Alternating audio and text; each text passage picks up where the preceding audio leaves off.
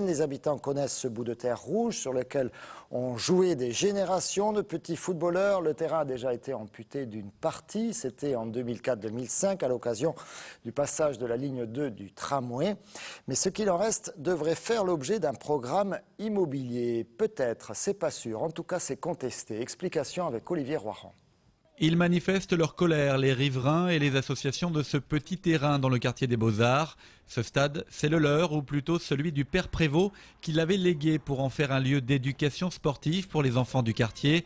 Seulement voilà, la société qui gère l'héritage du père Prévost veut profiter de l'échéance d'un bail avec la mairie à l'automne prochain pour vendre à un promoteur immobilier. Pour le plus vieux club de foot de Montpellier, présent ici depuis près de 100 ans, la ville est moralement responsable, même si elle n'est pas propriétaire. La part de la mairie là-dedans, c'est qu'elle n'entretient pas, elle n'a rien fait pour que ce stade reste un équipement public. On a ici un ancien terrain qui a disparu, qui est un terrain vague depuis 6 ans maintenant et qui est destiné probablement à faire aussi une opération immobilière. Nous, ce qu'on demande, c'est que le terrain reste public et accessible aux enfants du quartier parce qu'il y a un potentiel, il y a un besoin. Il y a un club de foot. Il y a le club de foot de Stade Lunaret, mais pas seulement. Il y a aussi des tas de gens qui, dans le quartier, viennent jouer le dimanche.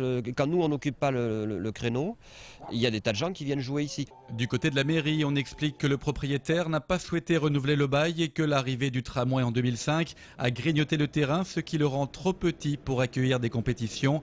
Il ne serait donc plus utilisable par les associations et les riverains. C'est un terrain qui n'est pas aux normes. Donc aujourd'hui, nous avons notre terrain à 300 mètres, c'est le terrain de l'ENSAM. Nous avons discuté avec le proviseur, nous avons rencontré le recteur.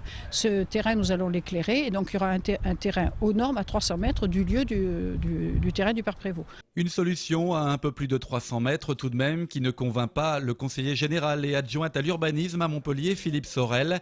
Il avait pourtant validé le passage du tramway à cet endroit.